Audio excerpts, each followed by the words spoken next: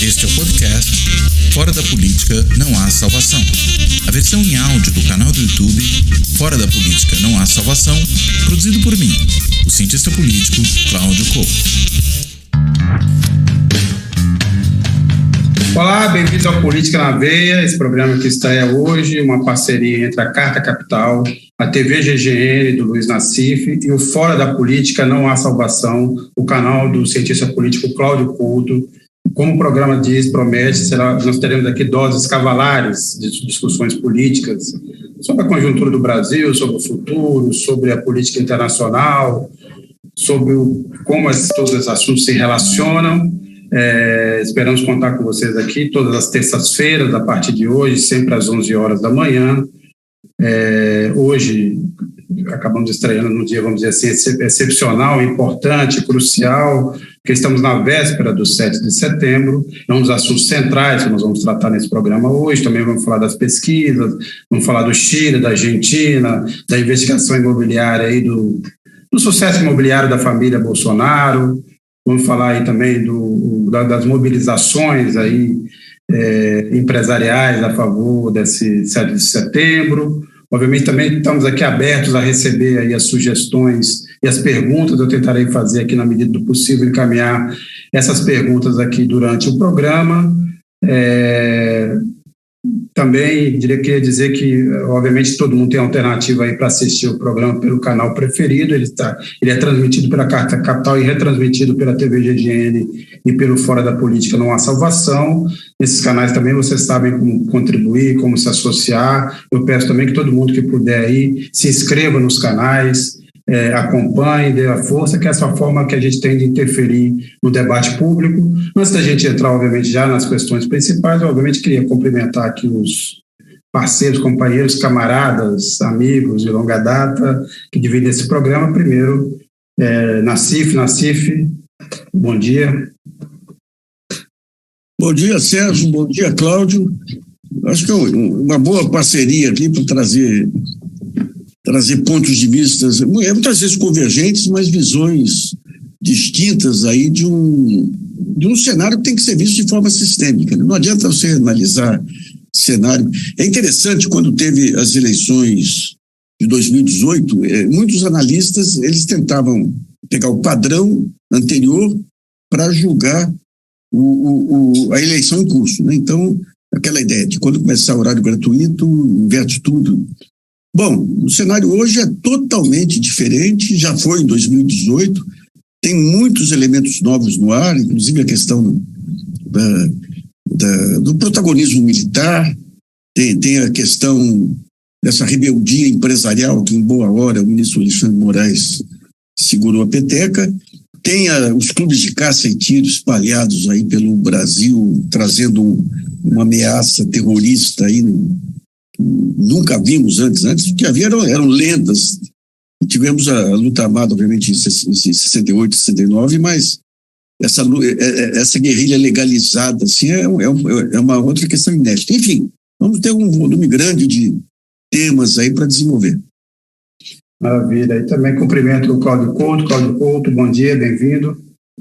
Bom dia, Sérgio. Bom dia, Nassif. Prazer estar aqui hoje, estreando esse novo instrumento aqui que a gente tem para levar o debate. Acho que o Nassif colocou muito bem, né? A gente certamente tem muita convergência, por isso está junto aqui, mas também vai sempre apontar para certas diferenças de perspectiva, e acho que isso só vai enriquecer o nosso debate.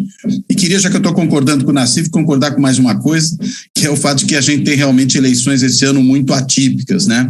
Realmente não dá para olhar para elas com o mesmo olhar que nós tivemos para eleições, pelo menos até 2014, nem vou colocar já 2018 aí, porque 2018 já foi uma eleição atípica, embora me pareça que essa deste ano é atípica de uma forma diferente, mas isso a gente pode conversar aí ao longo do programa.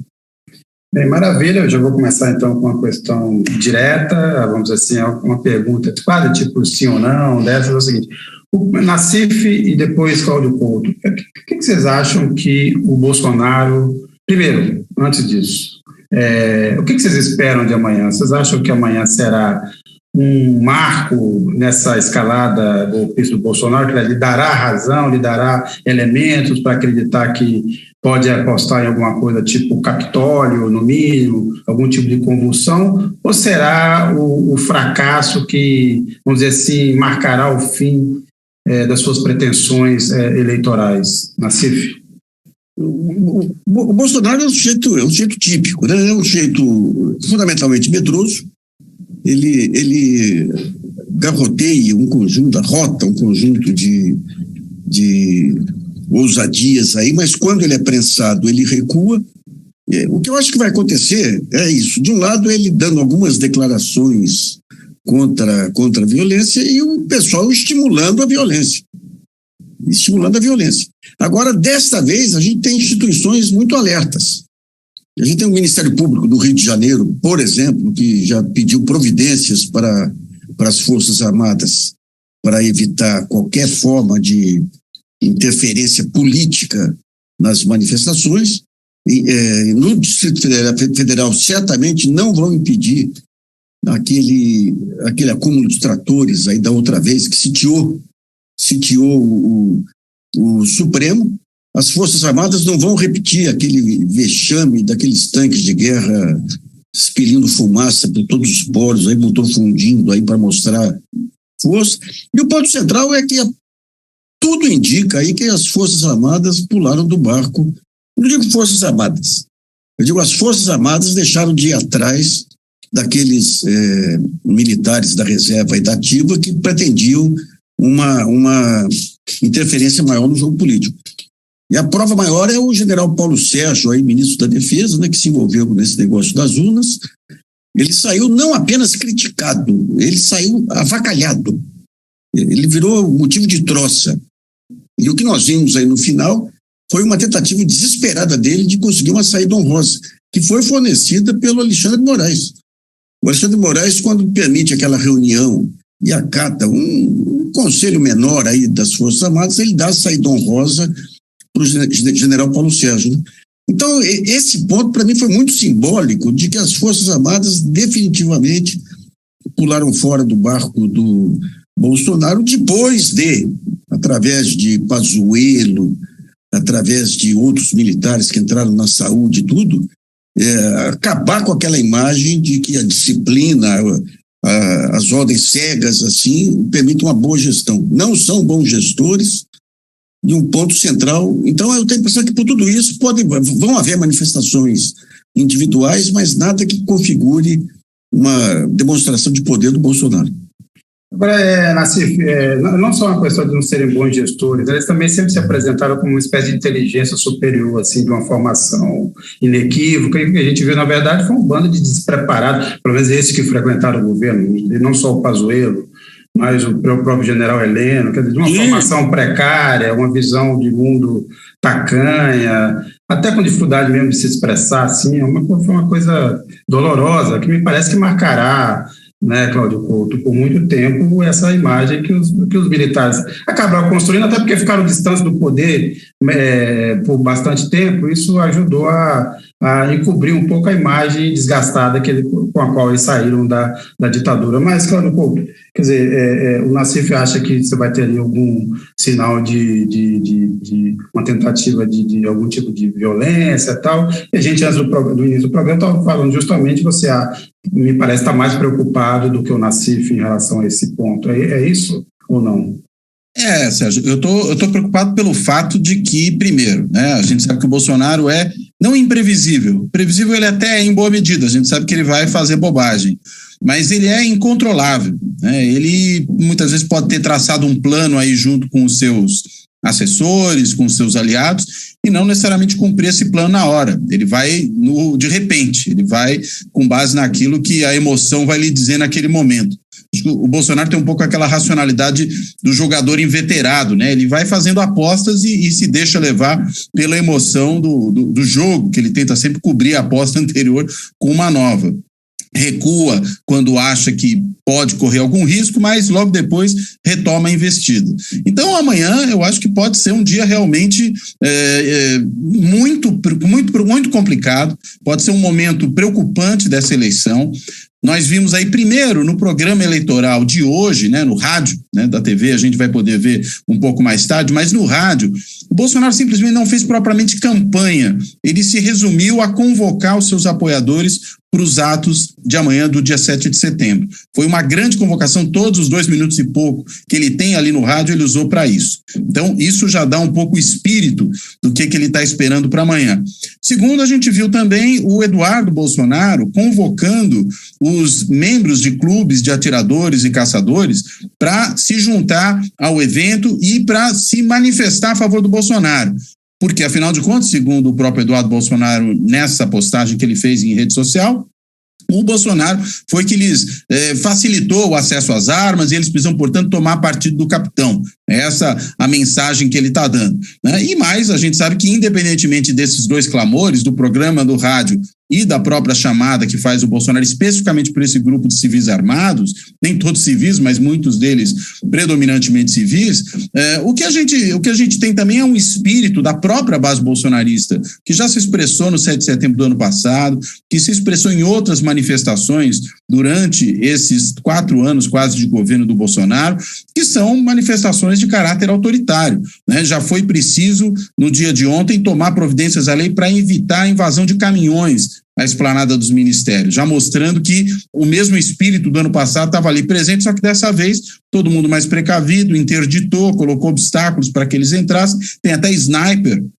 na esplanada dos ministérios, tentando garantir essa segurança, proibiram drone, ou seja, o Bolsonaro acho que vai amanhã um pouco para um tudo ou nada, na medida em que ele percebe que a eleição propriamente dita não lhe será fácil, e ele vai criando condições, clima, para um questionamento do resultado que vem pela adiante. Eu acho que é isso que ele está fazendo e acho que é por isso que o 7 de setembro promete ser um 7 de setembro muito quente, muito radicalizado e até com risco de violência real.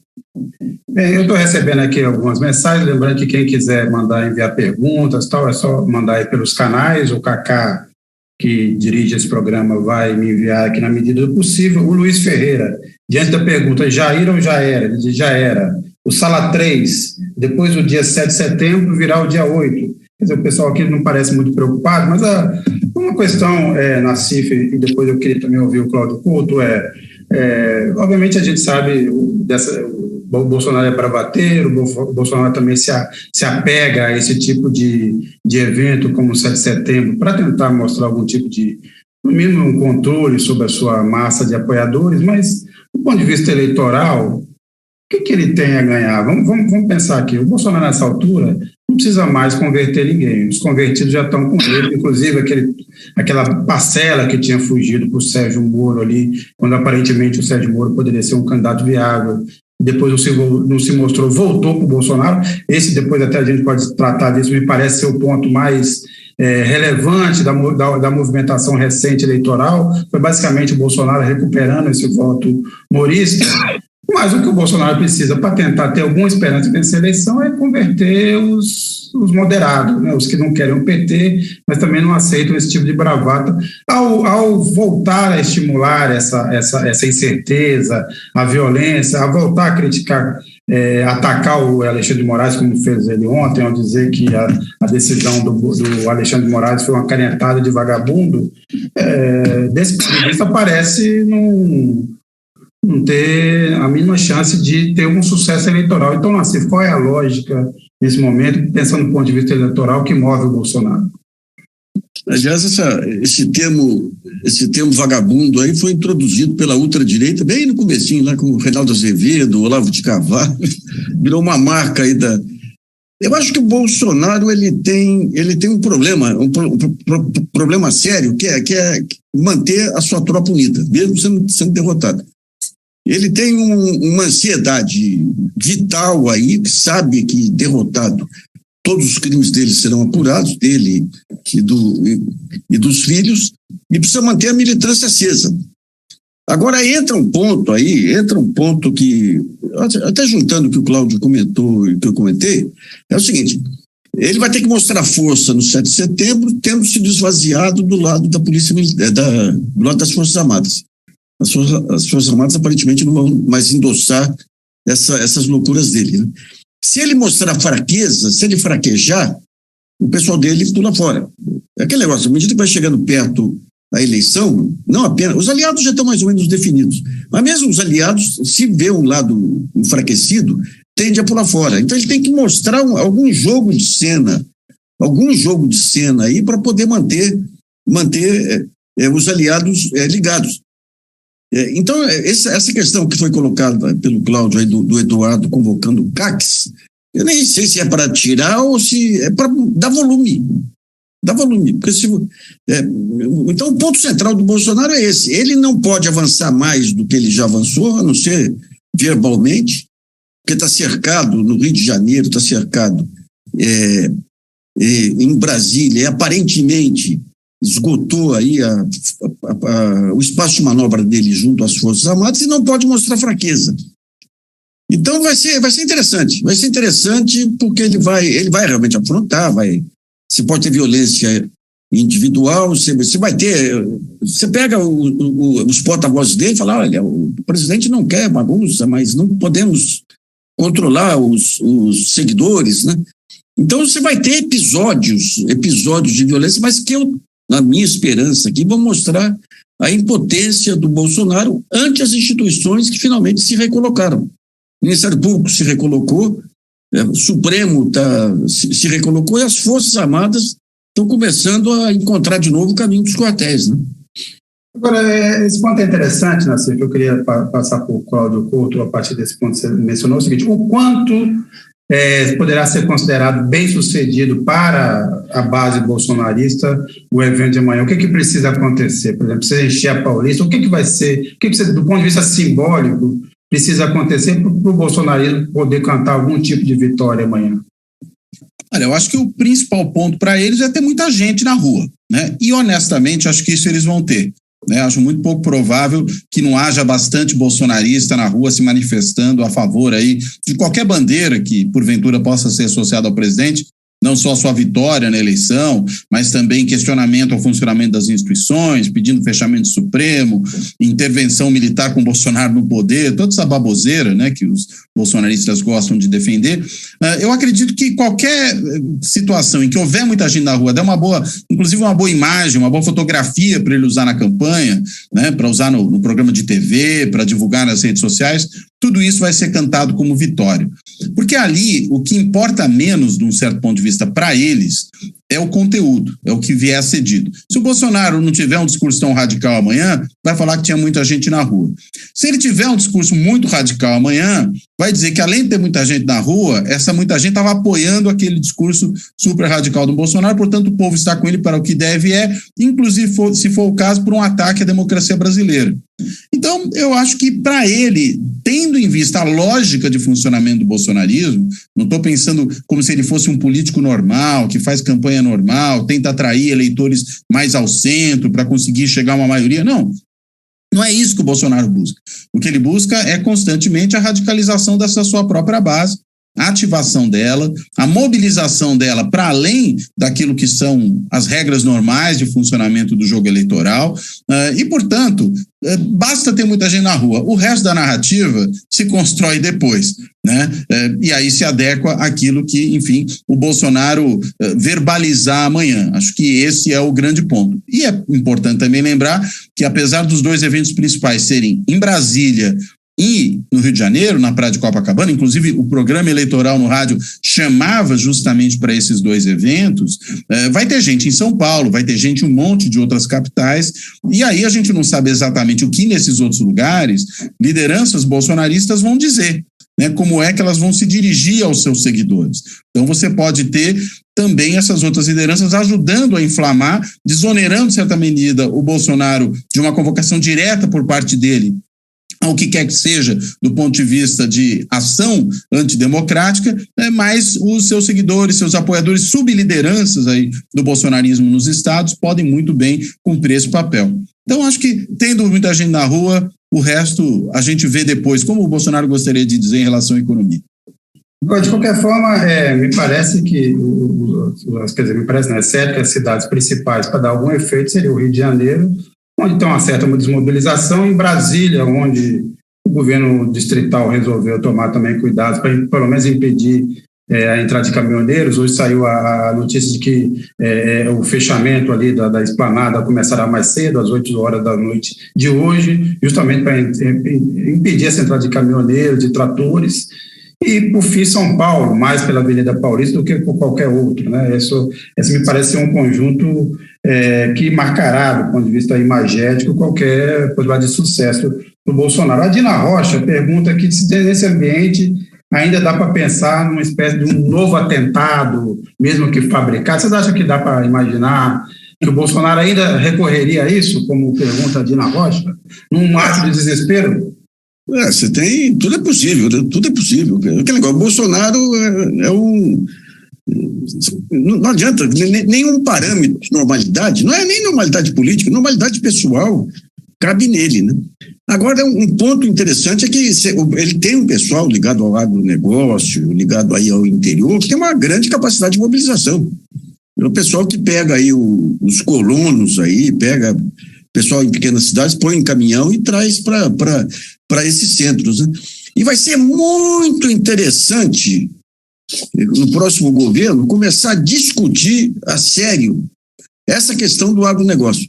Recentemente, eu acho que foi a Piauí publicou um artigo muito, muito interessante sobre o agronegócio. Eu tinha outro dia comparado aí a questão de geração de emprego nos últimos 10 anos. O agronegócio, até agora, ele não está à altura do país.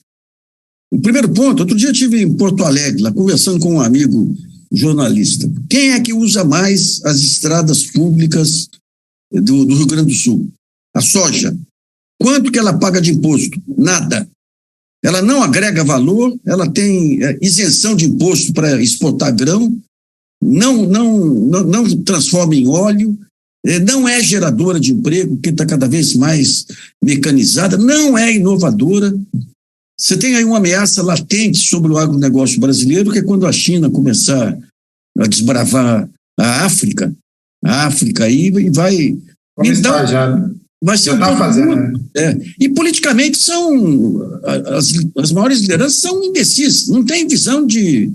Você tem um ou outro que tem uma visão política mais sofisticada, eles se consideram os donos da fazenda, os donos da terra e os donos do país.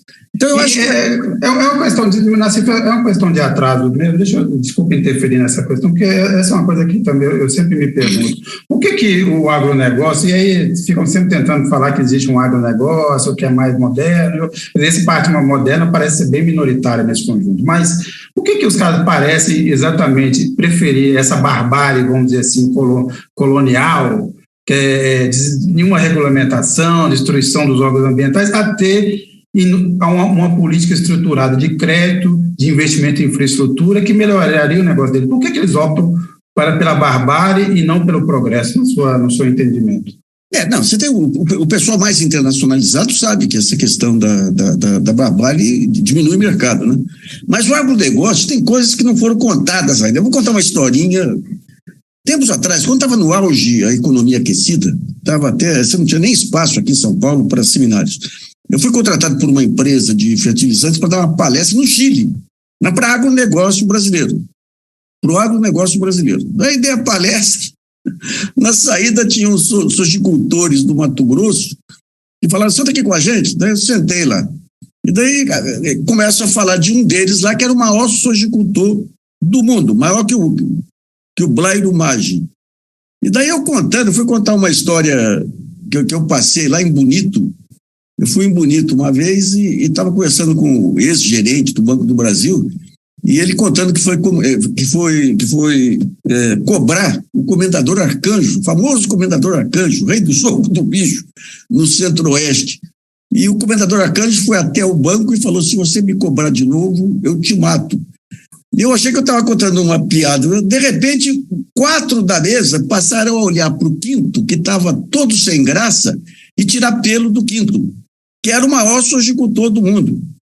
Ou seja, se você pega, é um fenômeno que está ocorrendo na Itália hoje, com a máfia dominando a parte da saúde, ocorreu nos Estados Unidos, mas você pega a parte desses novos negócios no Centro-Oeste, que entra soja, entra medicamentos, Carlinhos Cachoeira e outros aí, é um dinheiro que sai da contravenção e vai e é legalizado aí.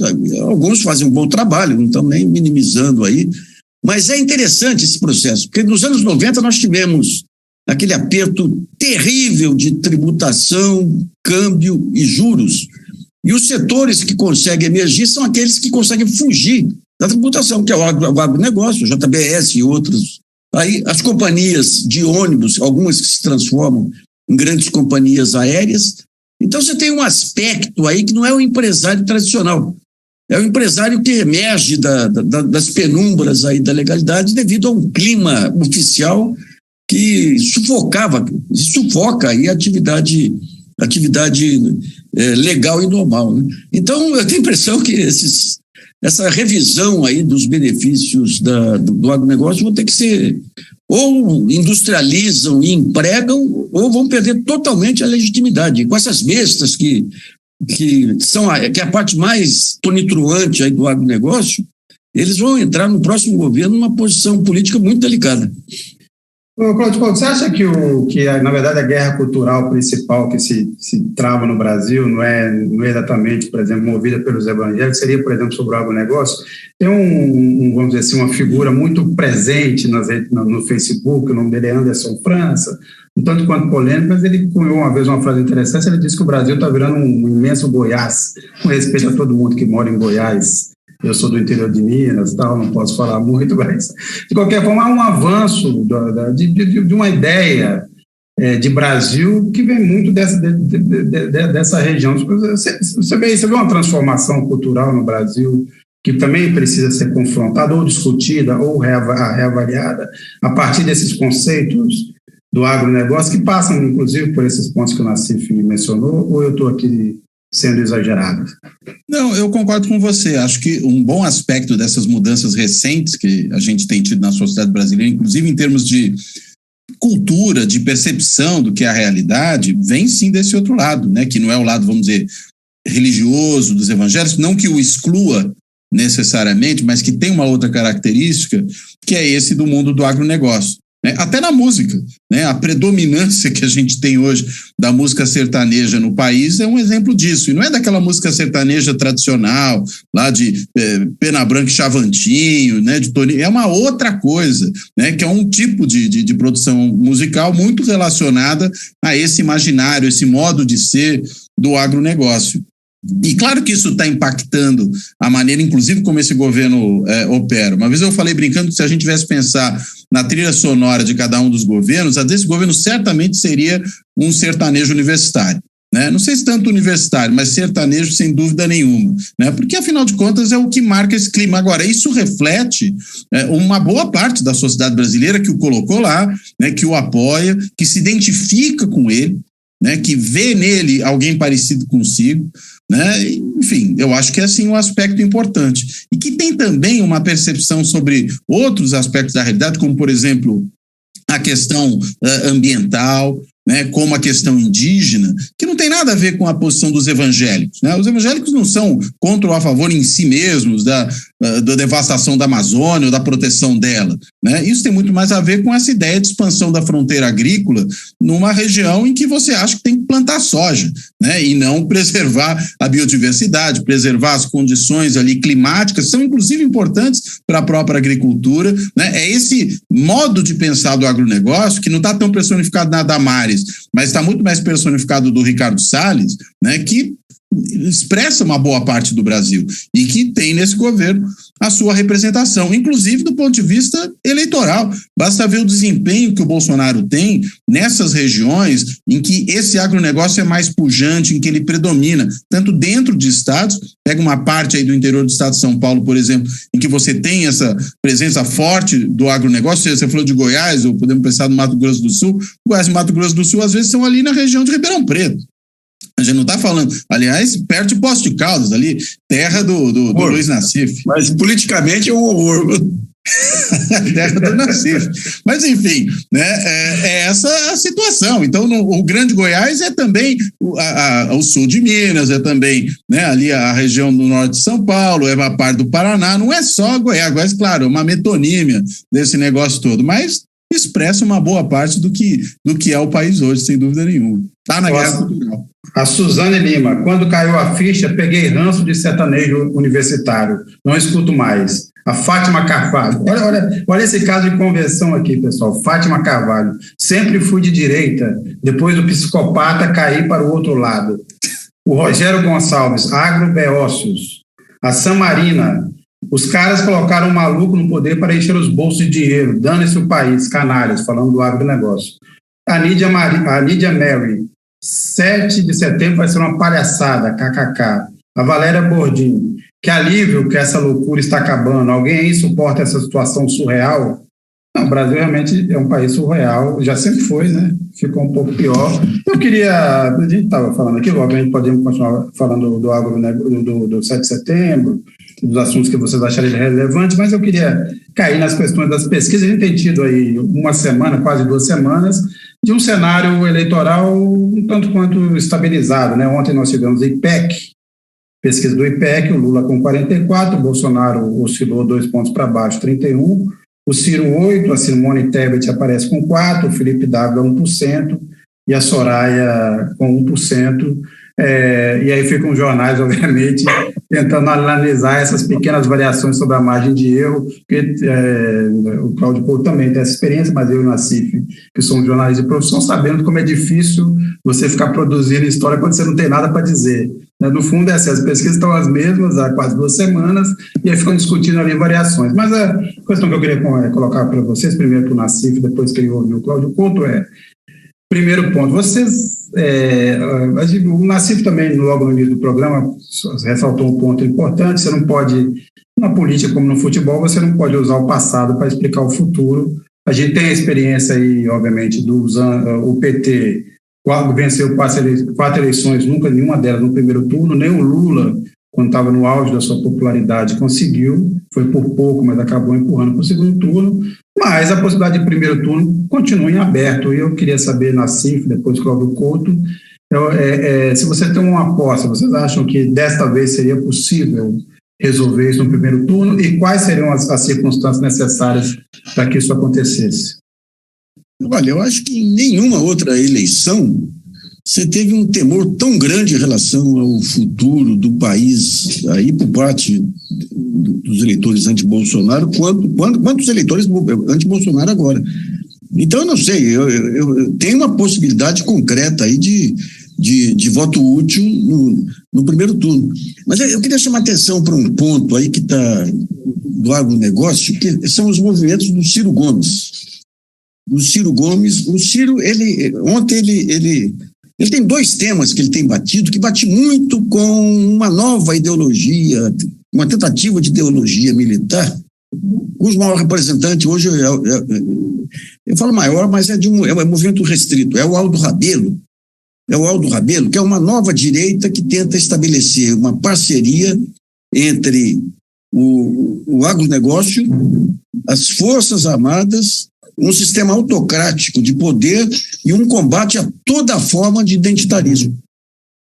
O pessoal acha que o identitarismo faz parte aí de uma manobra dos liberais progressistas americanos, do Clinton, destinados a desviar o tema.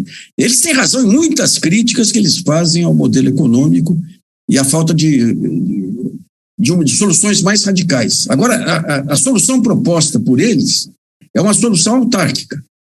Você pega aquele projeto militar que foi lançado aí por aquele general Paiva Chaves, né?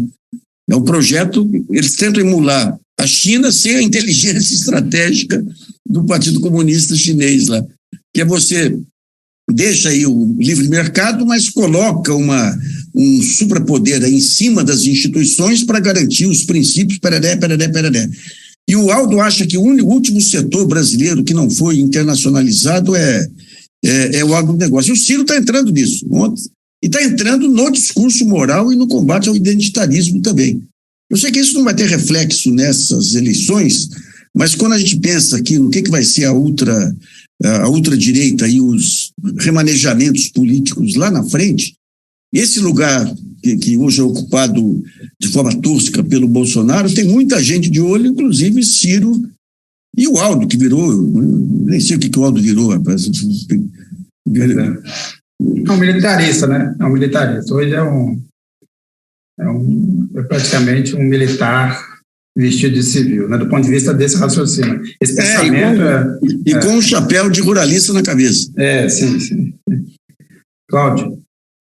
Eu acho que é isso mesmo que o Nassif colocou, né? E até queria comentar também, ele antecipou até o que eu tinha pensado aqui, esse posicionamento do Ciro Gomes, né? Numa crítica total de identitarismo. Acho que no caso do Ciro tem também muito de uma ação muito relacionada a essa campanha que ele está fazendo, um tanto quanto ressentida, né? Um tanto quanto raivosa. Ele acha que na realidade vai conseguir crescer eleitoralmente por meio da radicalização ao seu estilo, né? Não é exatamente o mesmo estilo do Bolsonaro, mas vamos dizer, o Ciro elevado ao Ciro, que a gente está vendo agora nessa campanha, né? E eu acho que, na realidade, faz com que acabe, vamos lá, dando bom dia a cavalo, para usar uma expressão antiga, né? E acabe muitas vezes fazendo um discurso que não tem nada a ver com o que o Ciro tentou fazer da sua trajetória ao longo dos últimos anos, né? O Aldo, não à toa, é o candidato dele ao Senado de São Paulo. Acho que é só por isso que está ali, né? Buscou essa identidade. Já tinha tido, ainda na época dos governos petistas, uma posição muito estranha, por exemplo, quando da negociação do Código Florestal na Câmara. É bom lembrar disso, né? O Aldo Rebelo foi, naquele momento, um dos que mais articulou para que passasse a boiada, naquele momento, de um Código Florestal antiambiental, né? E agora, enfim, está de novo se aprumando nessa mesma posição, né? Só que, claro, né, muito diminuído em tamanho, se afastando, assim como o Ciro está conseguindo fazer, daquilo que num dado momento pôde ter sido a sua base eleitoral, a sua base social, né? Está renegando, em boa medida, toda a sua trajetória, né? Acho que é esse o cenário que a gente está vendo. Concordo completamente com o que o Nassif colocou antes de mim. Agora, Cláudio, diga, Nassif, diga. Deixa eu só pegar essa questão do identitarismo aí, que é relevante. O que eles não se dão conta é da sofisticação da sociedade brasileira. Então, eles acham o seguinte: não, se você pega até algum tempo atrás, por exemplo, eu fui alvo de cancelamento de feministas em 2010, depois de sair daquela campanha horrorosa contra o Serra lá, porque eu permiti que saísse um artigo lá falando em feminazi. Eu não tinha a menor ideia do que era feminazi, achei que era algum termo italiano, alguma coisa assim. E essa radicalização, e o movimento negro tinha essa radicalização também, faz parte do início do processo de afirmação desses setores, como fizeram os metalúrgicos aí nos anos 70 e 80. Agora, o que o Ciro faz? Não, esse pessoal divide o país e pau na máquina em cima deles. Gente, o grande estadista vai ser aquele que conseguir juntar todas essas pontas, cada qual defendendo as suas bandeiras, e entendendo que você tem uma solidariedade maior aí dos oprimidos, daqueles que estão na parte de baixo da pirâmide, que tem que se articular num partido político. E o Ciro faz o oposto. Eles são radicais contra o agronegócio, então eu sou radical contra ele. Então o Ciro não entendeu que... E todo o processo dele político é do déspota esclarecido. Ele tem a visão, ele sabe tudo, ele botou o manualzinho dele lá de boas práticas. Ele está apresentando até estoque regulador como novidade agora. Aquele dos anos 30? Aquele dos anos 30? Aquele que estava lá no livro do Keynes, aquele que estava no livro do Keynes, aquele lá. O estoque regulador, ele está dizendo que vai ser saída para a fome do povo. Tá. Mas essa questão dele aqui, de se considerar o déspota esclarecido, não dá. Ou você faz parceria com Forças Armadas, daí entra a aproximação com o Aldo Rebelo. O Aldo é um boicotador. Eu vou contar só uma historinha bem rapidinha para o Aldo. Quando veio a Copa do Mundo, você frequentava as redes sociais e era o grande tema, era o desastre que ia ser a organização da Copa do Mundo. Eu, por relações pessoais, eu conheci uma pessoa que estava participando das discussões sobre a organização da Copa do Mundo. E me dei conta que, do ponto de vista fora do campo, estava muitíssimo bem organizado. Grupos de segurança, grupos de saúde, grupos de direitos humanos, todos articulados. O Aldo vai no Roda Viva dar uma entrevista desastrosa sobre a Copa do Mundo. Daí eu tento fazer uma entrevista com ele, a produção entra em contato com ele lá no Ministério ele não tinha agenda. Ficou chique, né? Porque antes, quando estava na Folha, ele, toda vez que ia para São Paulo, fazia questão de me levar para o café da manhã. Daí eu peço para indicar alguém. Ele disse que não tinha ninguém. Daí eu conversei com, acho que foi a Tereza Campelo, a Miriam Belchior, falei, mas qual é a de vocês aí? Daí eles mandam o secretário executivo do Ministério, Luiz Fernando, que deu um show. Mas deu um show. Quem assistiu o programa sabia que, do ponto de vista de organização interna, a Copa do Mundo seria um sucesso, como foi efetivamente. Então, tempos depois, eu participei de um seminário lá em Campinas e peguei um seminário horroroso também, de agronegócio, onde tinha Capitão Nascimento, aquelas coisas. E na volta veio um carro me trazendo, junto com uma advogada da UDR. E advogada fã incondicional do Aldo Rebelo. O Aldo que nos dá bons conselhos, inclusive ele que nos aconselhou a nos aproximarmos da Veja e tudo. Então o Aldo há tempos é um... Agora não é mais quinta coluna, agora ele assumiu. Mas para mim ele era um quinta coluna que pôs na cabeça do Ciro essas alternativas agora aí de nova direita sofisticada aí entre militares e ruralistas. Vamos pensar um pouco nessa trajetória do Ciro, né? O Ciro, obviamente, o histórico dele sempre foi de alguma alteração ideológica, assim, e de muitos partidos. Ele começou lá atrás, né, nas estruturas herdadas da UDN, ele teve no PSDB, mas depois de uma certa maturidade política, vamos dizer assim, ele tinha uma linha que você pode chamar de centro-esquerda, identificado com progressismo. Uma questão que eu coloco aqui, Cláudio e Nassif, vocês conhecem algum exemplo de sucesso de alguém que tenha feito uma conversão como esta que o Ciro está fazendo agora? Eu queria citar alguns casos, por exemplo, Marta Suplicy, o próprio Aldo Rebelo, que, embora seja isso, é uma figura hoje que anda pelas franjas da política, né? Não tem mais o protagonismo que lhe foi permitido quando estava associado aos governos do PT. Vocês conhecem algum exemplo de sucesso de uma conversão tão profunda? É o seguinte, o Ciro, depois desta eleição, vocês acham que ainda será alguém relevante, com alguma relevância no xadrez político brasileiro? Eu acho que no jogo democrático é difícil, né? Você imaginar alguém com esse tipo de conversão, com esse tipo de virada, né? Ter sucesso. Talvez em outras circunstâncias, né? Numa ruptura institucional, alguma coisa assim, você pode ter gente que, vamos dizer, dá uma grande guinada ideológica já numa certa idade, já num certo momento da sua vida. É diferente quando a pessoa faz isso ainda na sua juventude, no início da sua trajetória. Você mesmo colocou agora, né, Sérgio? Quando amadurece politicamente e, vamos dizer, toma um rumo. Pensando, até para pegar alguém que, vamos dizer, sai da esquerda, vai para a direita, mas ainda quando mais jovem, o Lacerda, né? O Lacerda faz isso lá no começo da sua carreira, sai da esquerda, vai para a direita radical, e é um político, digamos, nas circunstâncias ali do jogo que ele fez, importante, teve protagonismo e tudo mais, né? Agora, já a essa altura do campeonato, depois de ter disputado 3 eleições presidenciais, né? E aí, na 4ª disputa presidencial, ter essa guinada é realmente algo muito estranho. Muito estranho e um pouco alentador.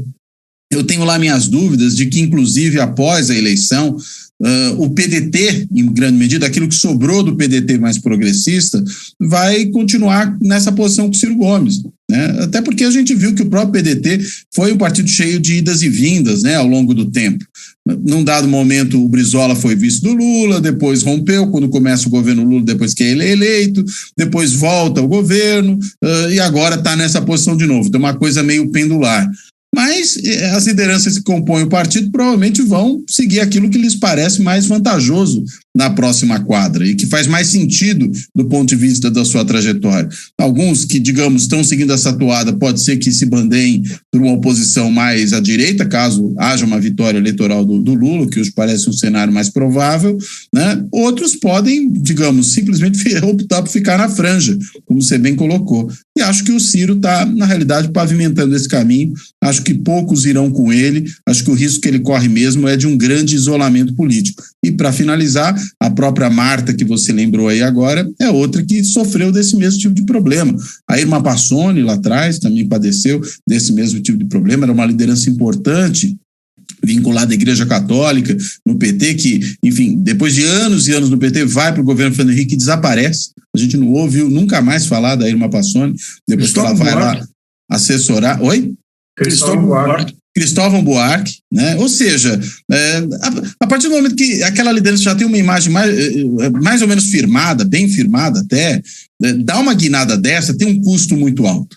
Né? Não é mais um momento de construção, é um momento de afirmação. E acho que esse é o perigo aí que o Ciro corre nesse momento, por isso que acho que é uma estratégia completamente equivocada. Ele não ganha aqueles que estão à direita dessa trajetória que ele fez e queima, explode todas as pontes que ele tinha à esquerda. E aí, claro, fica isolado. Eu acho que esse é o grande risco que ele pode ter, ainda que, enfim, os seus seguidores sempre fiquem aí tecendo loas ao grande programa, né, a grande capacidade de entender o que é o país, tal, que o Ciro supostamente teria, né? Ou seja, vai ser, assim como já foi o Serra em outros momentos, ainda que por razões distintas, o melhor presente que o Brasil nunca teve nem nunca terá, né? É essa a situação.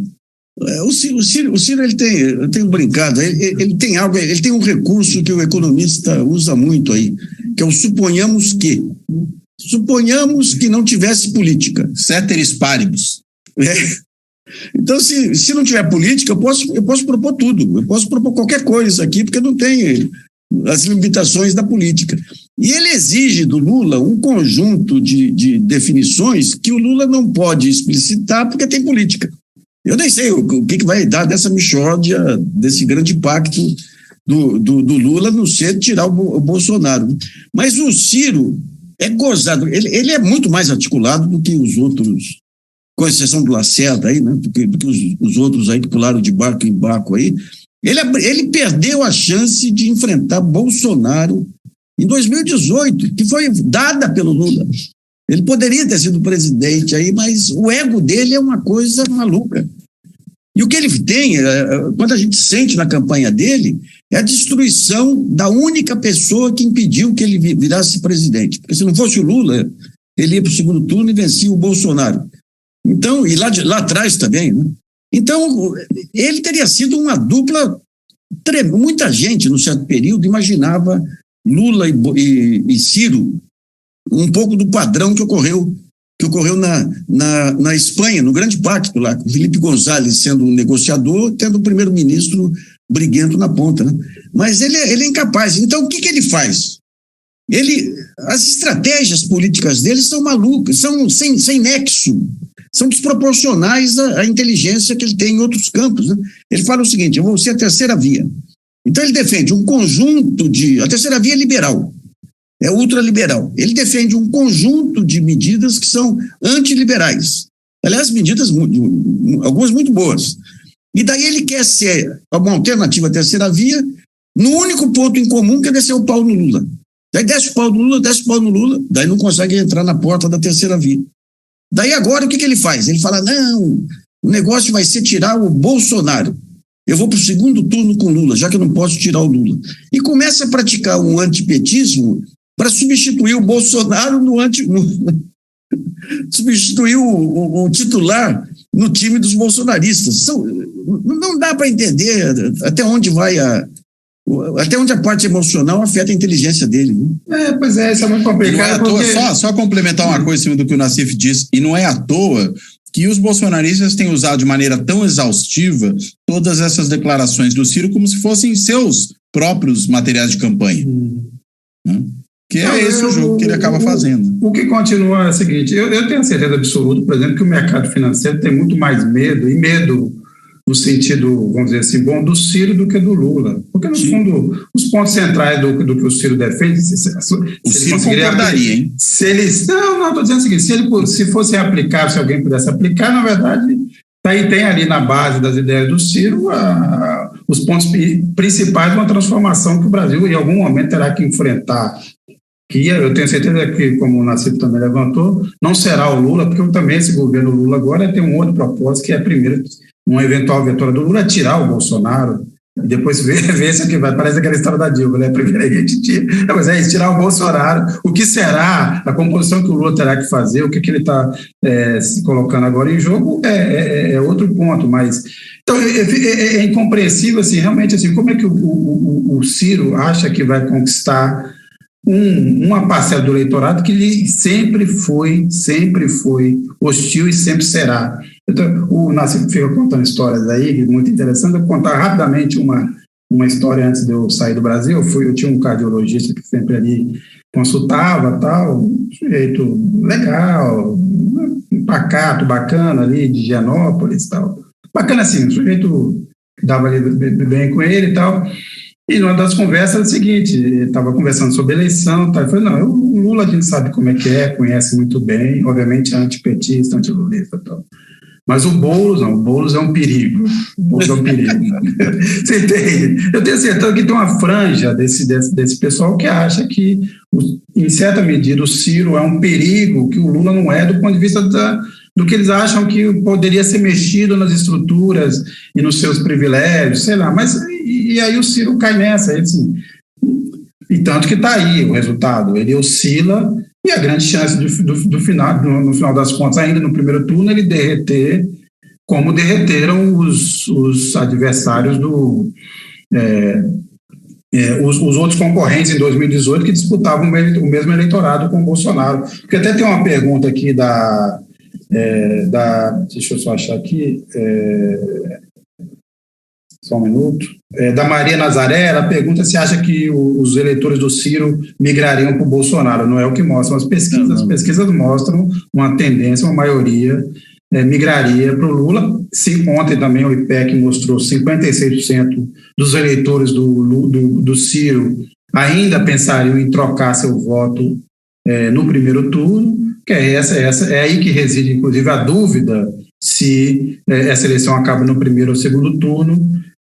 Então, tem todos esses componentes, mas Cláudio Couto e Nassif, ainda sobre eleições, a gente, obviamente, tem que sempre tratar isso na eventualidade e tal, mas você acha que realmente o Bolsonaro tem alguma chance de vencer essa eleição?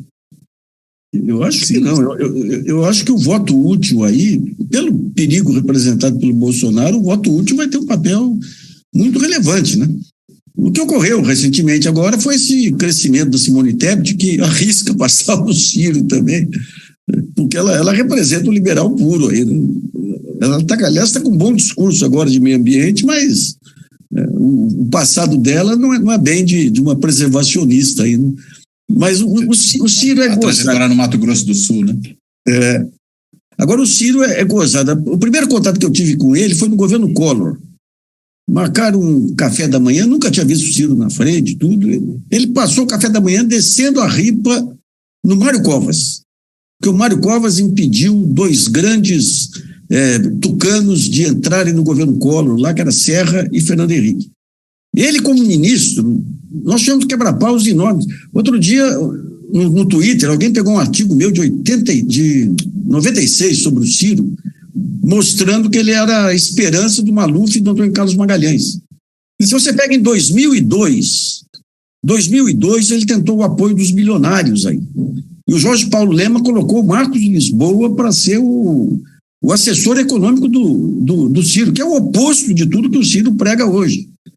Depois o Marcos foi lá, o Lula levou, o Palocci leva o Marcos lá, até ele faz, do ponto de vista microeconômico, ele faz até um bom trabalho lá, né? Então, digamos, o Ciro ele defende com uma ênfase total as suas ideias, e ele é capaz de transformar o cara mais endeusado por ele hoje no demônio de amanhã, se o cara ousar falar alguma coisa crítica em relação a ele.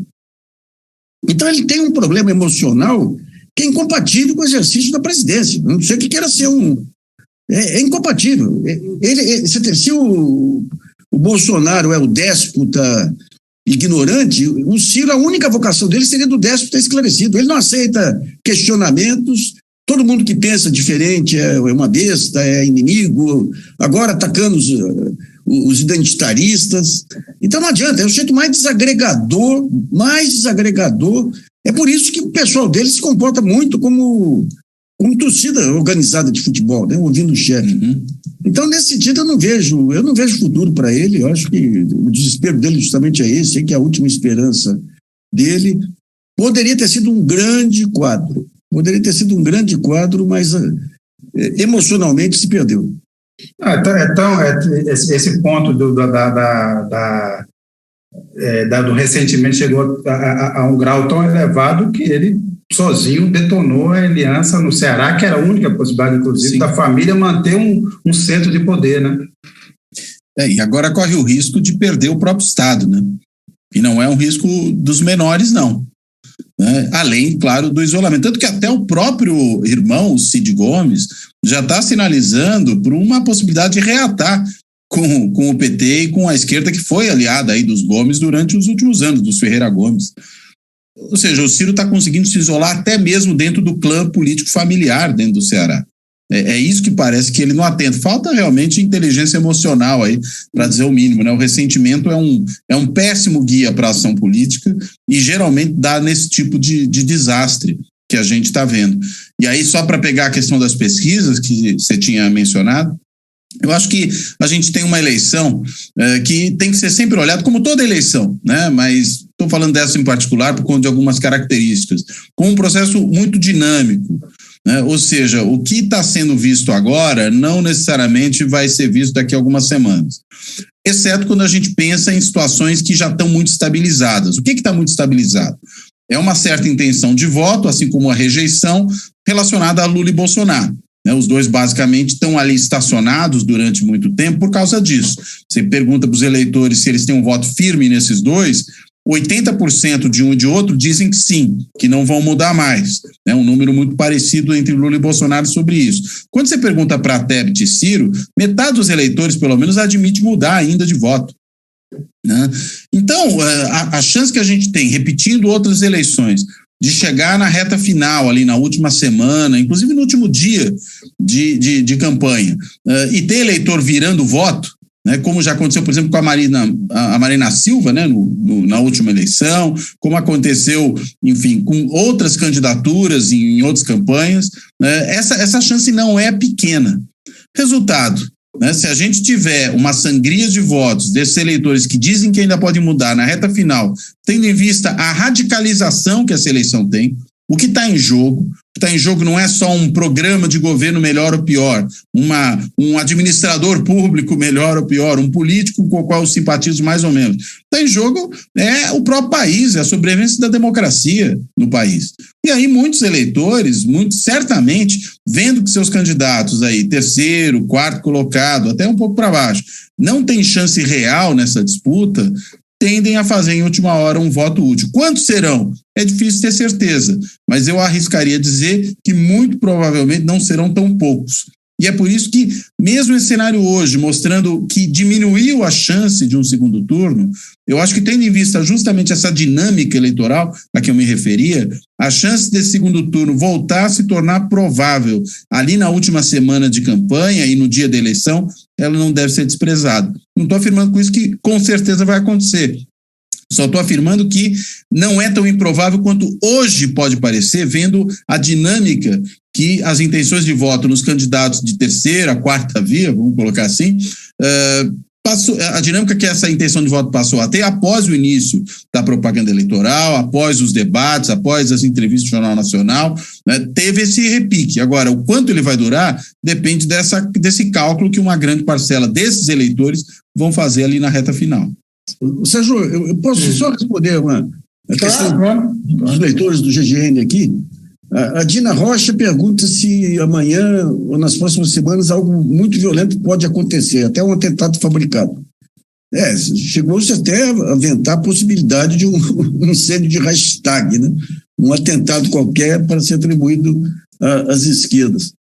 O Luiz Espanha, como se não bastasse o desconforto que é ficar ao lado de um presidente sem a estatura de Bolsonaro, será que o ministro Fux terá coragem de ficar no palanque com o Luciano Huck? Eu acho que terá, viu? O ministro Fux, para isso, ele é valente. Deixa eu ver aqui. A Cleia Ferreira. Ciro Gomes estaria contando com a desistência de Bozo ou a impugnação da sua candidatura só se o cálculo for esse. Eu acho que até esse cálculo deve ter passado aí, viu? E a Sônia Maria Rodrigues, por que o PDT não faz alguma coisa? Porque o PDT acha que, tendo uma candidatura, melhora aí a votação dos deputados e tudo, mas que ele não está animado, não está animado. Ele tinha dado um prazo aí para o Ciro deslanchar. Agora o Ciro melhorou um pouquinho depois do debate da Bandeirantes, mas o PDT não tem alternativa, né? Agora não tem mais, eu acho que vai encolher, né? Eu acho que vai ser um partido que vai sofrer bastante nessa situação. Eu queria levantar uma outra questão aqui, depois a gente precisa passar para alguns temas internacionais, mas ainda sobre essa questão seguinte, vocês acham que o Brasil, de alguma forma, quer dizer, o eleitorado brasileiro, essas coisas não são lineares, a história não é linear, terá aprendido alguma coisa assim, ou aprendido depois desses anos do Bolsonaro, mas também sobre como se desenrola essa campanha? A pergunta é a seguinte: nós estamos vivendo hoje uma campanha que, no fundo, é surreal demais. Quer dizer, você tem um sujeito que é candidato à reeleição, que vai em um programa, que vai em debate, que vai em programa e mente descaradamente, e ninguém é capaz de frear, que é grosseiro, mas é mente, porque o cara fala que 900 bilhões de prejuízo da Petrobras, dá números todos errados. Quer dizer, a forma como nós chegamos também nessa campanha, depois de tudo que aconteceu, nós tiraremos uma lição quando nós estamos abrindo, agora, vamos dizer assim, abrir uma porteira final para um ambiente eleitoral que vai se dar sob esse aspecto, sempre uma guerra entre o que a gente considerava de realidade, de fato, de regras civilizadas, contra a mentira e a desinformação. Este é o novo padrão das disputas políticas, Cláudio Couto, e depois Nassif. Eu acho que enfim, não só no Brasil, é bom lembrar disso. Vamos pensar no que foi a campanha Trump-Hillary Clinton, há um tempo atrás, né, em que até teve a história lá do Pizzagate, né, que uma pizzaria em Washington seria um hub democrata de pedofilia, esse tipo de maluquice, que aqui teve as suas próprias versões, a mamadeira sexual, né, o kit gay e coisas do gênero, e agora a história de fechamento de igrejas, enfim, de todo esse tipo de maluquice que aparece e que tem gente crédula que evidentemente vai atrás.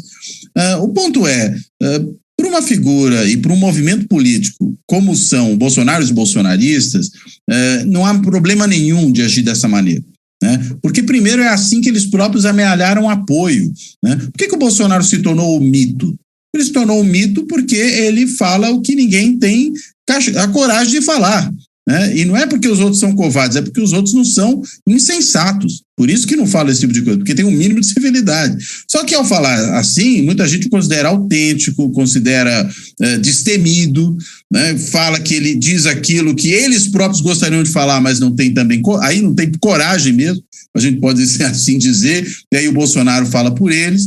E aí praticar a mentira, falar absurdos, né? Apelar para o jogo sujo numa campanha, é perfeitamente aceitável da perspectiva dessa parcela do eleitorado. Ele não perde esses eleitores ao agir assim, né? E é por isso que, mesmo com toda esse governo desastroso, com as declarações que deu durante o governo, ao se comportar de uma forma convergente com essa durante a campanha, ele não perde essa base eleitoral mínima que tem, que é de cerca de 1/3 do eleitorado, né, que apareceu desde o começo do governo, também como aqueles que avaliavam positivamente a sua administração.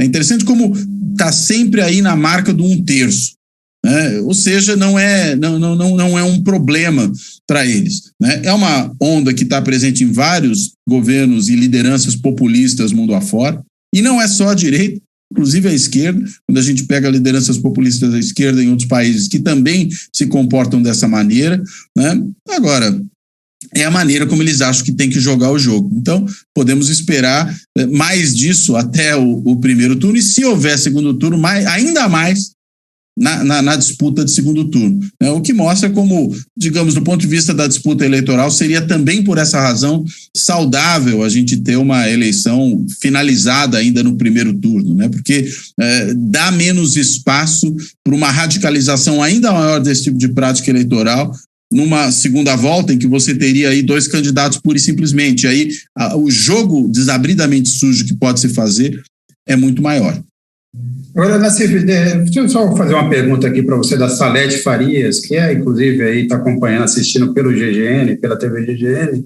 Ela pergunta se acha que, como você colocou em outros momentos, se o Bolsonaro realmente corre um risco de ser investigado e a própria família, ou se vai ser feito um grande acordo que o isentará ele e aos filhos de qualquer investigação.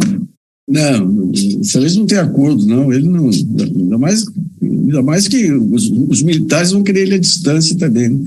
É importante a gente entender um ponto aí, quer dizer, quando essa questão da quebra de regras do jogo político ficou caracterizada, foi na primeira eleição do Obama, que com o uso de ataques, fake news e tudo, qual a garantia que você tem para que isso não se espalhe? São as instituições. E as instituições brasileiras entraram nesse jogo. Então, você pega as principais instituições de garantia da normalidade democrática. A mídia entrou, o que a Veja fez naquele período lá, o clima de delação, o clima foi... Olha, eu passei um período aí dos anos 70, 80, comecei no jornalismo, a ditadura lá, eu diria que o clima que se criou, desde Mensalão até o impeachment lá, foi pior. Delação, você via Reinaldo Azevedo delatando professores aí que estudavam redução de danos em ex, delatando professores do Colégio Pedro II, o MBL delatando a Universidade Federal do ABC porque pagou a passagem para os pais de uma moça sem recursos que teve o olho perfurado.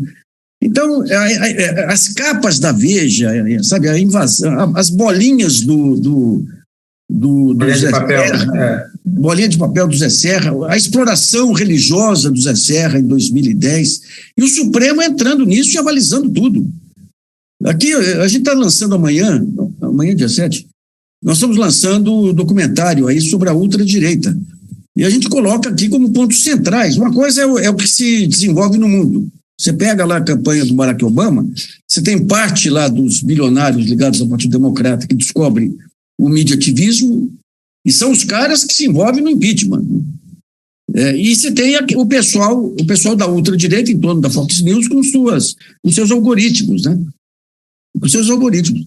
Quando isso chega ao Brasil, essa luta política de destruir o inimigo pega todos os setores. E você tem figuras-chave nisso aí. Joaquim Barbosa, que inaugura esse processo de destruição do inimigo. O Luiz Roberto Barroso, que tenta se transformar na nova liderança, o novo Joaquim Nabuco. Coitado, Joaquim Nabuco, 3 votos, um túmulo aí. A mídia, de uma maneira geral, a Folha que dos anos 80 ela se transformou no grande jornal em defesa da democracia, da Constituinte, da abertura. Tem uma coisa muito interessante desse Tuta, da Jovem Pan, numa entrevista recente que ele deu, ele falou, não sou político, eu só dou o que o meu leitor quer. E esse é o maior sinal de desenvolvimento da mídia brasileira. Ela trata algo que é essencial para a democracia, que é a opinião pública, ela trata como um produto. A opinião pública quer linchamento, vamos linchar a escola base, vamos linchar a opinião pública. E a opinião pública, em raros momentos, e eu acho que nós estamos entrando num desses momentos depois da pandemia, a opinião pública quer paz, quer normalidade. Até interessante que uma pesquisa recente sobre os profissionais mais admirados, saíram os militares, e quem ganhou foram os cientistas, principalmente em função da pandemia. Então, eu acho que a grande dúvida vai ser o seguinte, o Lula vencendo, como que as instituições vão se comportar. Tem bons sinais aí no horizonte, você vê a Globo mudando gradativamente aquela linha, não sei se com o Lula eleito, como é que vai ser, né? Nós temos o Conselho Nacional de Justiça, o Luiz Felipe Salomão, soltou uma resolução muito importante, mas muito importante para coibir o protagonismo político aí de juízes e tudo. Eu sinto aqui do meu lado, eu sou um projeto piloto, porque o que tem de ação em cima de mim com condenações das mais absurdas, fui condenado por difamar Eduardo Cunha. Mas a gente sente de um tempo para cá que os juízes começam a voltar ao normal. Ou seja, aquela grande onda que pega países de baixos princípios democráticos e arrasta, ela está refluindo. Então, nesse sentido, eu acredito que você vai continuar tendo aí um bolsonarismo, mas não preponderante nos 2 principais atores políticos antidemocráticos desse período, que foi a mídia e o judiciário.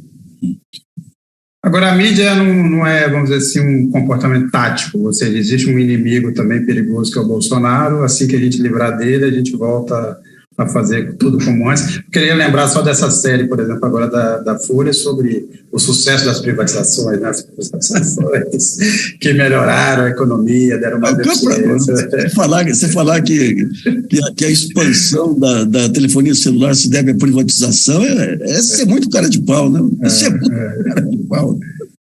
Agora, vocês acham que essa ação do Alexandre de Moraes, as medidas que ele tem tomado serão suficientes, ou têm se mostrado já suficientes, para barrar, ou pelo menos inibir aquela loucura de 2018? Estaremos livres, assim, obviamente não de tudo, mas do paroxismo que foi aquele 2018, quer dizer, ali no final valia tudo. O vale tudo está menos vale tudo ou não? Eu acho que sim, em função de um personagem central aí, que é o empresário. Esse empresário envolvido.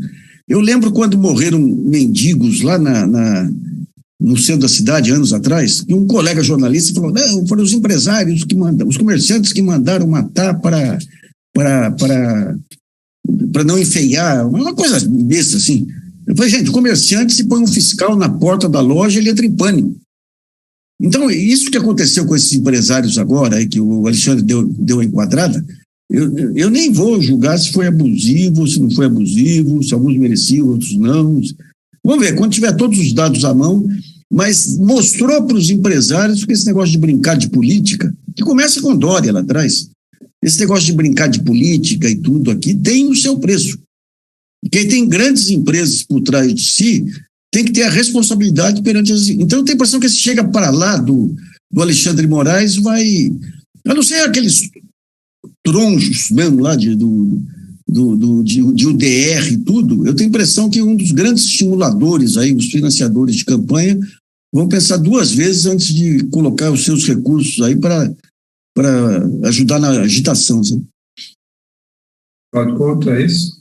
Eu acho que sim. Eu acho que o Alexandre de Moraes está sendo fundamental nesse momento em relação a essas ações. Acho que não é só ele mais, né? A gente tem visto que outros membros do Tribunal Superior Eleitoral, ou mesmo do STF, têm agido nessa mesma direção, com esse tipo de preocupação, né? Até esse posicionamento que o Fachin teve, né, agora, nessa semana, relativo à questão das armas, me parece muito importante, muito tardio, né, evidentemente, porque agora, a menos de um mês da eleição, com uma outra medida que apareceu pelo TSE de véspera, praticamente, que foi essa de proibir que as pessoas andem armadas no dia da eleição, ou que vão armadas às sessões eleitorais, o que me parece óbvio, né?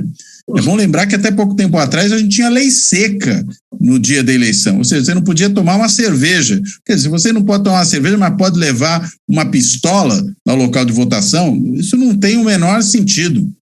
Então, é claro que essa medida foi importante. Ou seja, há uma série de medidas que vêm sendo tomadas no sentido de colocar alguns freios nessas ações contra a democracia, nessas ações contra a própria ordem civilizada que a gente tem, o básico que ela coloca. Que o bolsonarismo é isso, né? Ele é um atentado não só contra a democracia, mas contra a vida civilizada nos seus elementos mais fundamentais, né? Então, acho que essas reações que o Poder Judiciário tem tido são importantes. E não é à toa, né, que o Judiciário tem sido tão atacado. E olha que ele cometeu erros pra caramba, né, ao longo dos últimos anos, né? O Nassif até mencionava há pouco aí a ideia do Barroso, né, que é a vanguarda iluminista, né, que faz desemperrar o motor da história. É uma perspectiva um tanto quanto curiosa, né, essa do Barroso a respeito do papel do Judiciário e particularmente da Suprema Corte. Mas, enfim, cometeram excessos, né? Mesmo nesse caso a gente pode discutir, né, se a ação do Moraes toda se justificaria, mas é claro, talvez ela não se justificaria se você olhasse apenas por uma troca de WhatsApp entre boçais, né? Mas como a gente tem um contexto que mostra uma situação mais grave, né, em que muitos desses empresários, inclusive, estão ali como aqueles responsáveis por articular o financiamento de atos golpistas, de outros tipos de ameaças ao sistema democrático, é evidente né, que esse tipo de ação se insere nesse contexto. Ou seja, além de todas as outras evidências, aparece mais essa. Né? Eu acho que essa leitura de que, por prudência, fez o Moraes. E não mandou prender ninguém, mandou fazer uma busca para ver se tinha ali alguma coisa que pudesse ser preocupante. Fosse ainda no tempo da Lava Jato do Moro, seguisse a mesma lógica, tinha todo mundo sido levado em condução coercitiva. Né? Na realidade, só fez ali, nas medidas, digamos, restritivas, a mais básica delas, que é uma busca e apreensão. Né? Não passou disso. Né? Então, me parece que é uma medida necessária diante desse contexto que a gente está vivendo, de ameaças que não são sequer veladas, né? São ameaças abertas, feitas o tempo todo. Então, não, lembrando que o Barroso, inclusive, também, com toda a sua genialidade, achando que estava fazendo uma grande jogada, foi ele e não o Fachin que inventou de enfiar os militares nessa história. Ah, sim. Né? Agora tem uma cena engraçadíssima aí, que foi a invasão da casa do Sérgio Moro. O Sérgio Moro virou naquele indignado tudo, daí a juíza explicou, mas ele colocou a casa dele como sede da campanha dele. É muito amador. Não invadia a casa dele, invadia a sede da campanha dele. É muito amador. Mas a casa era em São Paulo ou no Paraná? Só para A dúvida. Ó, temos aqui a Lívia Cássia. Queria dizer que a gente também aprecia muito quando os eleitores do Bolsonaro frequentam, isso aumenta a audiência, então a gente também quer que eles participem. São programas abertos para toda essa discussão. A Lívia Cássia diz que Bolsonaro é o maior líder atual do mundo, do planeta e da galáxia. Não há limites para a pessoa. Muito bem, Lívia Cássia, está feito o registro. Sérgio, e tem uma questão aqui também, acho interessante, da Cláudia Marcon, aqui no chat do Fora da Política na Salvação. Ela pergunta aqui, olha, Lula ganhando as eleições em outubro, teremos um Bolsonaro derrotado, porém ainda presidente da República até 1º de janeiro. Devo entrar em pânico? O que você acha? O Nassif está sem voz. Assim. Não vão servir nem cafezinho para ele, como ocorre toda transição de governo. Agora, periga muito estrago, né? Ele vai tentar mesmo. Aquela coisa de apagar os computadores e por aí vai, né? Levar documento, como o Trump, né? Você vê agora, essa semana saiu aí o que o Trump tinha levado para o resort na Flórida, né? Um monte de documento, inclusive documento com informação de espiões, informantes americanos, que o FBI pegar. É possível que ele faça isso, que apague, né, já que o sigilo de 100 anos não vai funcionar tanto assim, porque basta depois revogar. Mas também acho que depois ele terá 3 meses de férias antecipadas, né? Aliás, estava uma discussão sobre como que o Lula vai fazer para acabar com o orçamento secreto e tudo, e a Simone Tebet deu a solução lógica. É só quebrar o sigilo e pôr a polícia atrás. É simples.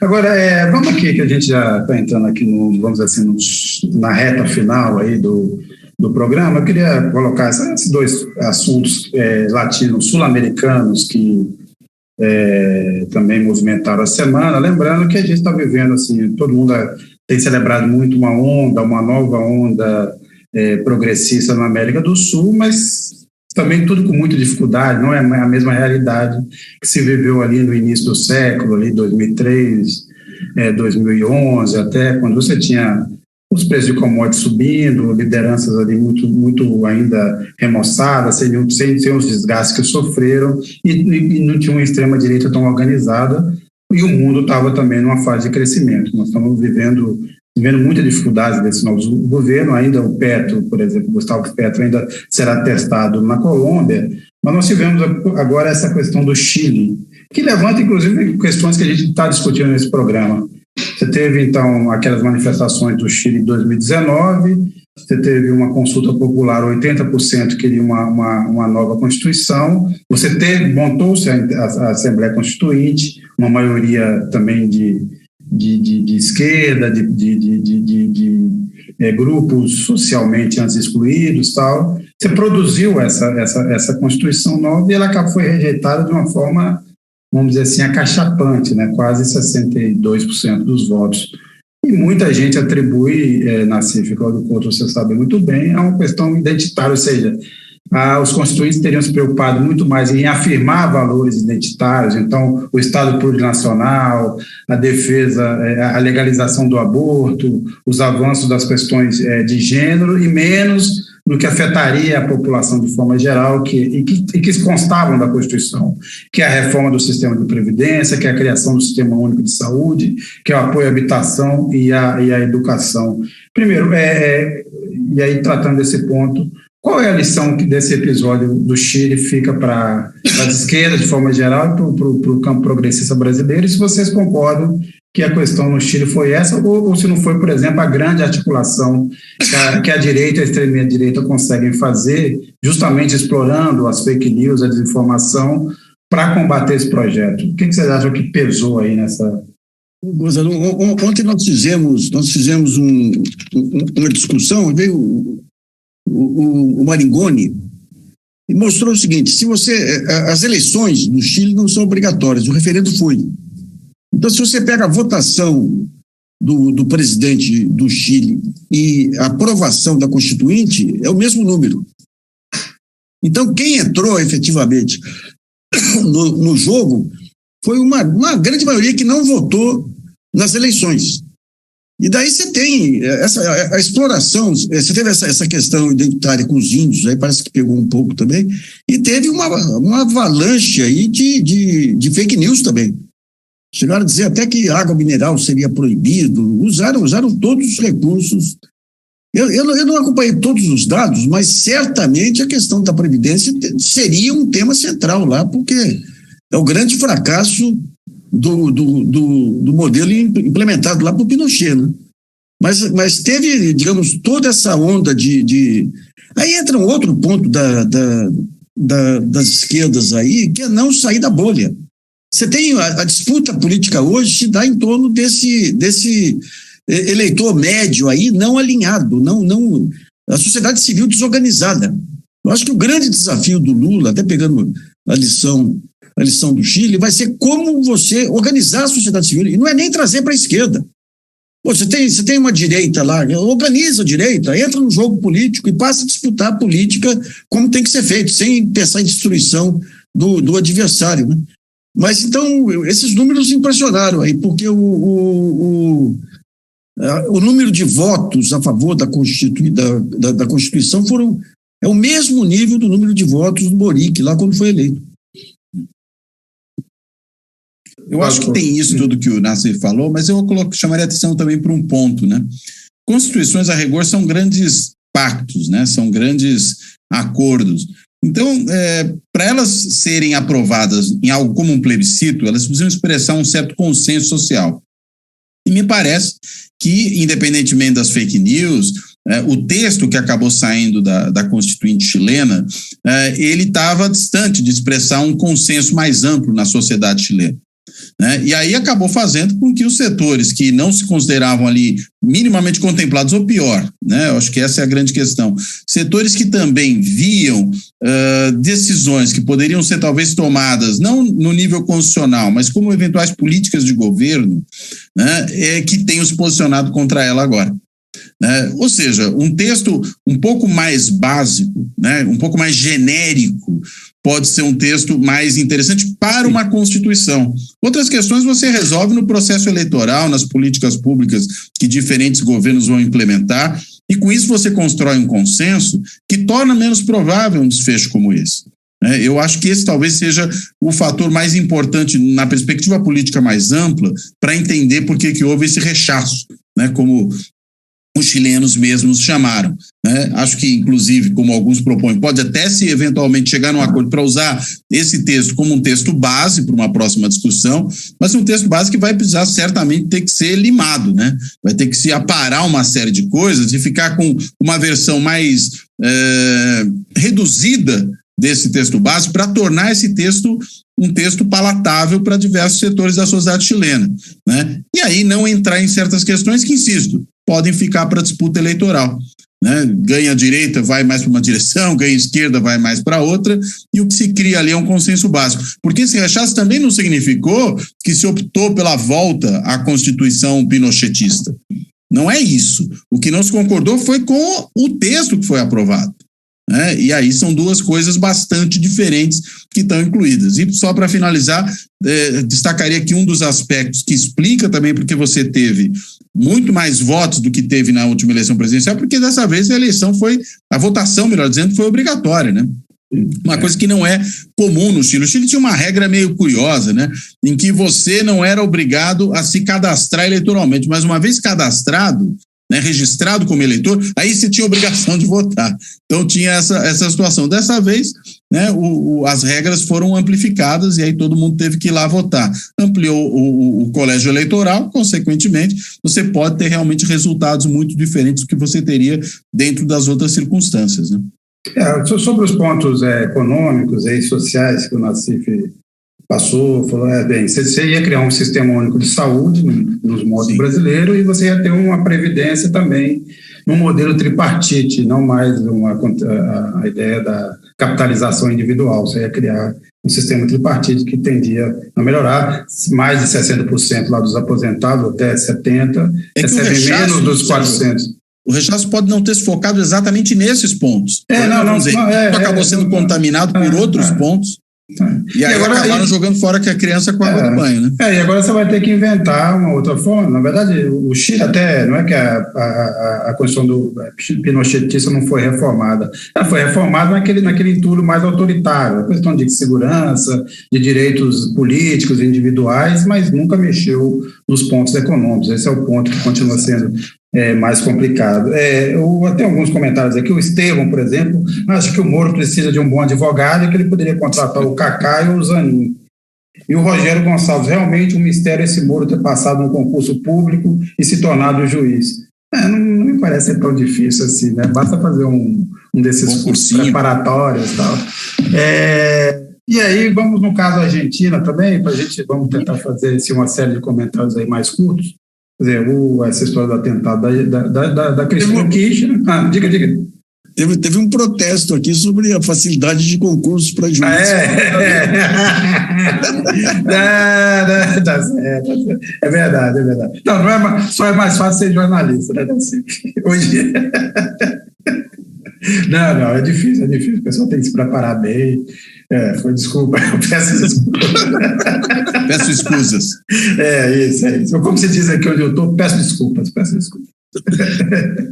Mas Argentina, quer dizer, obviamente você tem ainda uma investigação. Ontem prenderam a namorada do sujeito que tentou o atentado, que por acaso nasceu no Brasil, mas vivia na Argentina desde cedo, e também prenderam lá um militante de extrema-direita que teria ajudado, mas não parece ser um caso de vamos dizer assim, uma conspiração maior, parece ser uma coisa de um lobo isolado, mas estamos diante de novo dessa questão do ódio político. Eu também queria saber, na opinião de vocês, também do que fica de lição, por exemplo, para um Lula aí, e para outros, né, candidatos que não são ligados à extrema-direita em relação a esse ódio político, que risco que corre, o que precisa ser feito e como é que nós vamos lidar com esse tipo de realidade daqui em diante. Eu acho que o lobo solitário no Brasil é muito mais abundante do que na Argentina, porque você tem um presidente que estimula isso, né? Até hoje, em uma justiça vergonhosa, até hoje não foi apurado aquele atentado contra a comitiva do Lula lá atrás, ou a bomba que foi jogada no Instituto Lula. Então você tem os lobos solitários, vão estar soltos por aí, por isso tem que redobrar aí a proteção aí aos candidatos, né? Especialmente aos dois favoritos aí, né? Esse discurso de ódio, o pessoal, aí que entra essa questão da mídia, viu, Sérgio, que me desanima pachu. Os caras não terem noção do impacto que tem sobre a opinião pública quando você começa o discurso do destrói o inimigo. Martelado todos os dias, né? Todos os dias, né? Aí é um horror, né? A Veja acabou por conta disso aí, tudo aí, mas os resquícios disso aí ficaram no ar aqui. Agora, a Argentina é um país... Eu estive lá uns 2, 3 anos... Não, antes da pandemia. Tem uns parentes argentinos que eu nem conhecia, eu fui visitar. Numa casa você tinha lá o anti-peronista radical, o peronista radical e alguém tentando fazer o meio campo. Depois nós tivemos lá com os filhos do Ariel Ramírez, que é um dos grandes compositores argentinos. O que o Clarim fazia com os dissidentes lá, padrão Veja, mas tendo rede de televisão. Mirava o jornalista que ousasse falar contra lá, fazia tocaia o jornalista, que nem a Fox News fazia também, dava o endereço da casa do jornalista.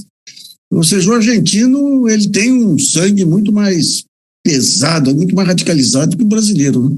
Mas aqui no Brasil, os lobos solitários, a gente vai ter que... É um alcateia inteiro que vem por aí, né? Antes do Cláudio Couto, eu só queria fazer um comentário sobre o Clarim. Eu tenho acompanhado essa cobertura ali dos jornais argentinos. O Clarim, obviamente, está fazendo uma cobertura, vamos dizer assim, a nível Jovem Pan, né?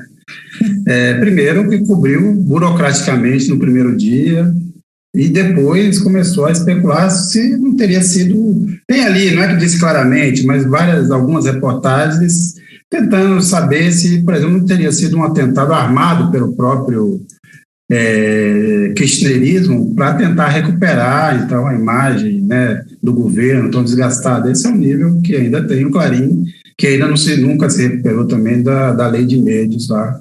Que acredita, fez que também já não tem, vamos ser sinceros, já ultrapassamos essa fase, que a coisa se tornou muito mais complexa hoje em relação à mídia, porque você tem outros atores globais que não são controláveis e que atuam no mesmo negócio, quer dizer, são as redes sociais, o Google, que hoje são os grandes disseminadores das pessoas que controlam, inclusive, a nossa atividade, né? Nós estamos muito submetidos.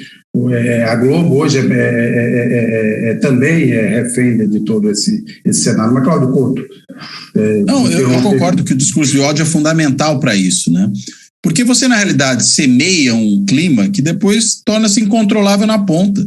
Né? E eu acho que, em vários casos, isso é feito conscientemente para depois gerar desresponsabilização. A gente tem visto aí, no caso brasileiro, por exemplo, volta e meia, né, lideranças bolsonaristas falando, e o próprio Bolsonaro, olha, eu não tenho como controlar o que os caras estão fazendo lá na ponta. Bem, se você não tem como controlar, então não diga as coisas que diz, né? É esse o ponto, porque vai realmente se criando esse tipo de clima. E me parece que esse foi o caso ali, muito evidentemente, do atentado a Cristina Kirchner.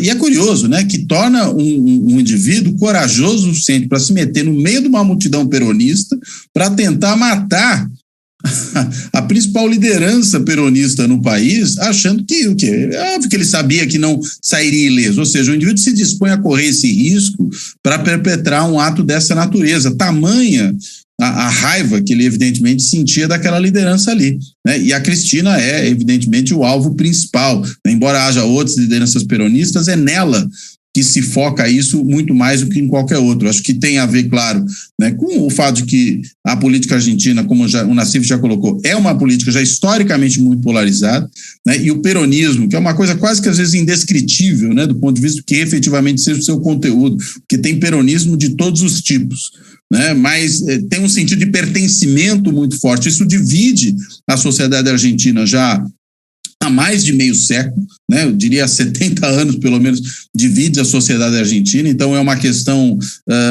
realmente muito forte dentro da política argentina. Não é uma questão eventual, circunstancial, que está surgindo agora. E, claro, enseja esse tipo de coisa. Só acho que nós aqui, mesmo com uma situação mais recente, ou seja, algo não tão profundamente enraizado na sociedade brasileira, a gente tem enfrentado essa mesma situação. O ato de Foz do Iguaçu não pode ser pensado fora desse contexto, né? Outros atos, o ataque lá ao juiz que mandou prender o ex-ministro da Educação, Milton Ribeiro, lá, da Gangue dos Pastores, também não pode ser entendido como fora desse tipo de contexto, né? O atentado com drone, atentado com bomba, que a gente viu em manifestações, em comícios do Lula, também não pode ser entendido fora desse. Ou seja, aqui está se cevando também essa alcateia de lobos solitários que o bolsonarismo é capaz de criar. Porque também, vamos lá, né? Não é uma situação que ocorre dos dois lados, né? Só um lado que está cultivando esses lobos solitários, e esses lobos solitários só têm surgido de um lado, né? Não dá para colocar o Adélio nesse mesmo tipo de conta, porque o Adélio era um maluco, um lunático, né? Nesses outros casos, a gente não está falando de pessoas com perturbação mental. Nós estamos falando de pessoas com radicalização política, sem necessariamente ter um problema de patologia mental. É uma situação completamente... A gente até pode, às vezes, falar disso um tom de ironia, como uma metáfora, mas na prática é pura e simplesmente gente radicalizada. E esse discurso cria o cenário propício para isso, claro, se torna incontrolável. E acho que o próprio 7 de setembro amanhã é mais um degrau que se sobe nessa escalada no sentido de radicalizar ainda mais figuras dispostas a agir dessa maneira. Bem, a gente teria muita coisa para conversar, mas todo mundo aqui tem compromisso, quem está assistindo também tem outros compromissos, então espero que o 7 de setembro amanhã, quem puder descansar, descanse, mas lembrando, Política na Veia, agora toda terça-feira às 11 horas da manhã, eu, Cláudio Couto e Nassif estaremos aqui discutindo. Quem quiser também mandar sugestões, ideias e pautas e coisas de assuntos que a gente possa discutir, fique à vontade, a gente quer uma grande participação aí de todo mundo, a maior interação possível. Cláudio Couto, Nassif, queria agradecer bastante aqui, foi muito ilustrativo e é uma honra, obviamente, estar aqui participando desse programa com vocês e até a próxima. Até a próxima. Um abraço aí.